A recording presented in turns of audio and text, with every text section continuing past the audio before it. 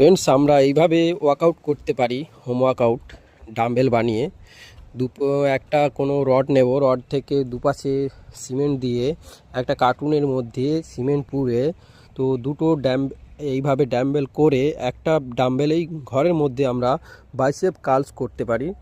দেখুন আমি কিভাবে বাইসেপ কার্ল করছি। তো এটা আমার অলরেডি হোম থেকে বানানো, মানে বাড়িতে এটা নিজের থেকে তৈরি করা। তো আপনারা এভাবে বাড়িতে তৈরি করে হোমমেড ওয়ার্কআউট করতে পারেন। এভাবে আমি একটা বানিয়ে করছি, আপনারা এটা দুটো বানিয়েও করতে পারেন। থ্যাংক ইউ ভিডিওটি দেখার জন্য। একটা লাইক করবেন প্লিজ।